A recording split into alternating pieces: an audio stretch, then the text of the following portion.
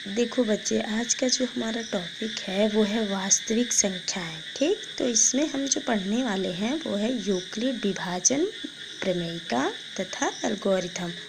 तो सबसे पहले हम ये जानेंगे कि प्रमेयिका क्या होता है और एल्गोरिथम क्या होता है। तो प्रमेयिका को इंग्लिश में लेमा कहते हैं। और प्रमेयिका क्या होता है, तो ये एक प्रूफ्ड स्टेटमेंट होता है और इसका प्रयोग करके हम और स्टेटमेंट को भी प्रूव कर सकते हैं। ठीक, तो प्रमेयिका क्या है, तो प्रमेयिका एक सिद्ध कथन है, यानी कि प्रूफ हुआ कथन है जिसका प्रयोग अन्य कथनों को सिद्ध करने के लिए किया जाता है। ठीक, अब ये है एल्गोरिथम। एल्गोरिथम क्या होता है, तो एल्गोरिथम क्या है, ये प्रमेयिका का ही एक अनुप्रयोग होता है। ठीक, तो ये है एल्गोरिथम। सुपरिभाषित पदों की एक श्रेणी है जो समस्या को हल करने की क्या बताती है, विधि बताती है कि हमें क्वेश्चन को कैसे सॉल्व करने हैं। अब है यूक्लिड विभाजन एल्गोरिथम। तो यूक्लिड विभाजन एल्गोरिथम, अभी हमने कहा कि ये यूक्लिड विभाजन प्रमेयिका का क्या है, एक अनुप्रयोग है और इसकी सहायता से हम क्या करेंगे, तो धनात्मक पूर्णांकों का मौसा ज्ञात करेंगे। ठीक, तो यूक्लिड विभाजन प्रमेय क्या है, पहले ये जान लेते हैं।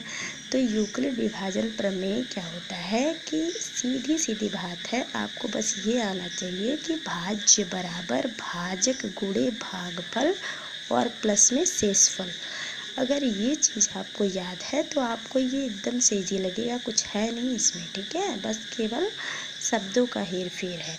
तो हम क्या करेंगे, हमारे पास बस यही है कि हमने क्या ले लिया, भाज्य के जगह पे ए ले लिया, यानी दो धनात्मक पूर्णांक ले लिया, एक भाज्य और एक भाजक। ठीक, अब ये ए क्या है, ए आपका भाज्य है और ये क्या है, ये आपका भाजक है। के लिए दो पूर्णांक ले रहे हैं, ये क्यू क्या है, ये भागफल है और आर क्या है, शेषफल है। तो इसको हम इस तरह से लिख देंगे कि ए बराबर बी क्यू प्लस आर, जहाँ आर क्या होगा, यानी जो शेषफल होगा वो 0 के बराबर हो सकता है और 0 से बड़ा हो सकता है, लेकिन वो कभी भी जो हमारा ये हमने बी को क्या माना था, भाजक, यानी भाजक से बड़ा शेषफल कभी नहीं होगा। बराबर हो सकता है लेकिन बड़ा नहीं होगा, यानी कि भाजक ही बड़ा होगा, शेषफल बड़ा नहीं हो सकता। तो अभी हमने कहा कि ये जो ए है वो भाज्य है, ये बी क्या है, ये भाजक है और ये क्यू क्या है, ये भागफल है और आर क्या है, ये शेषफल है।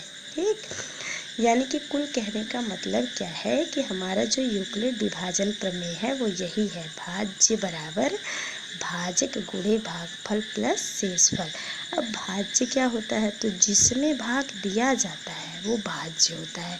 अब जिससे भाग दिया जाता है वो भाजक होता है और जो भाग देने पे फल आता है, मतलब जो रिजल्ट आता है उसको कहते हैं भागफल और जो बच जाता है उसको कहते हैं शेषफल। बस इतनी चीज़ें आपको आनी चाहिए तो आप क्वेश्चन को सॉल्व कर लेंगे। अच्छा, अब थोड़े हम इजी मेथड से देख लेते हैं क्या है। इजी वे में हम क्या कर सकते हैं कि अगर हम मान लेते हैं ए और बी है, हमारे पास दो संख्याएं हैं, वो भी धनात्मक पूर्णांक है। तो ए अगर ग्रेटर है बी से, तो सीधे सीधे लिख देंगे, ए को इस तरह एडजस्ट करेंगे कि वो बी क्यू प्लस आर के बराबर हो जाए। ठीक है, बस इतना याद रखिए एक लाइन में कि ए बड़ा हो बी से, तो ए बराबर हम क्या लिख देंगे, बी क्यू प्लस आर, जहाँ क्यू क्या है, भागफल है और आर क्या है, शेषफल है। ठीक है, तो अच्छा, एक क्वेश्चन देखिए कैसे सॉल्व करेंगे, क्वेश्चन से ज़्यादा समझ आएगा आपको। तो एक क्वेश्चन है, कह रहा है यूक्लिड विभाजन एल्गोरिथम का प्रयोग करके 70 और 40 का मौसर महत्तम समापवर्तक यानी HCF ज्ञात कीजिए। ठीक है, तो इसी से चलना है, ध्यान से देखिएगा। ए अब देखेंगे हम ग्रेटर कौन है, तो ग्रेटर है 70 और स्मॉलर कौन है 40, तो लिख देंगे 70 ग्रेटर देन 40।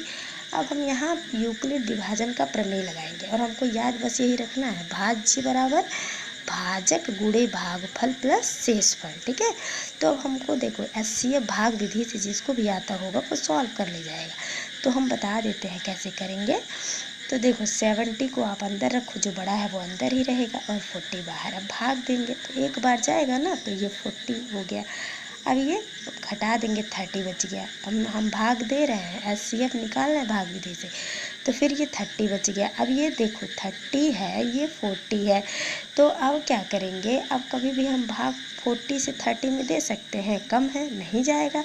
तो अब जो ये कम वाला है इससे भाग देंगे हम ज़्यादा वाले में, यानी कि 30 से भाग देंगे हम फिर किसमें, 40 में, ठीक है। तो फिर भी एक बार ये भी जाएगा, तो बच गया हमारा क्या, 10। अब ये 30 है, तो क्या हम 30 से भाग 10 में दे सकते हैं, नहीं, ये छोटा है ये बड़ा है, तो 30 को अंदर रखो, 10 बाहर रहेगा, 10 तियाँ 30, 0 आ गया। ये काम तब तक होता रहता है जब तक कि शेषफल हमारा क्या ना 0 नहीं आ जाए, ठीक है। अब आपको ध्यान रखना है, हमने कहा था कि जिसमें भाग दिया जाता है वो होता है भाज्य। यहाँ भाज्य है, यहाँ भाग दिया जा रहा है भाज्य है, और यहाँ भाग दिया जा रहा है भाज्य है, ठीक। तो हमने देखो भाज्य को लिख दिया। 3 स्टेप में हमको काम करना है, क्योंकि जब तक शेषफल हमारा 0 नहीं आ जाए तब तक करेंगे। एक स्टेप ये है, दूसरा स्टेप ये है, तीसरा स्टेप ये है। तो पहले स्टेप में भाज्य क्या है, 70। अच्छा, अब क्या होता है भाजक, तो पहले स्टेप में भाजक क्या है, 40, भागफल क्या है 1, और प्लस में ये शेषफल आया है, ठीक है। पहले स्टेप का शेषफल ये है 30, ठीक है। तो ये हो गया भाज्य बराबर भाजक गुणे भागफल प्लस में शेषफल, ये हमारा पहला स्टेप हो गया, ठीक है। अब सेकेंड स्टेप हम चलते हैं, तो सेकेंड स्टेप हमारा ये है। तो सेकेंड स्टेप में हम क्या देख रहे हैं, ये हमारा भाज्य है, ठीक, और ये क्या है, भाजक है, और ये क्या है, भागफल, और ये क्या है, शेषफल। फिर वैसे लिख देंगे, भाज्य बराबर यानी 40 बराबर भाजक 30, भागफल 1, और शेषफल कितना है 10। सेकेंड स्टेप हो गया। थर्ड स्टेप में आते हैं, तो ये हमारा क्या है, भाज्य, ये भाजक, और ये भागफल, और ये क्या है, शेषफल। फिर वही लिख देंगे, भाज्य बराबर भाजक गुणे भागफल प्लस शेषफल, ठीक है। अब कह रहा है कि मौ से बताइए, तो मौ से लास्ट वाला ही होता है जो आता है, जहाँ 0 आता है उसी के ऊपर वाला होता है। तो ये है 10, यानी कि शेषफल r बराबर 0, और भाजक कितना है हमारे पास लास्ट का 10 है, तो 70 और 40 का जो मौसा होगा वो कितना हो जाएगा, 10 हो जाएगा, ठीक है। और ये जो क्वेश्चन दिए गए हैं ये आपके होमवर्क हैं, और बस आपको बस एक ही बात याद रखना है, भाज्य बराबर भाजक गुणे भागफल प्लस शेषफल, और कुछ नहीं, बस इसी से करना, तब तक करना है जब तक कि शेषफल 0 नहीं आ जाए। समझ आ गया होगा सबको।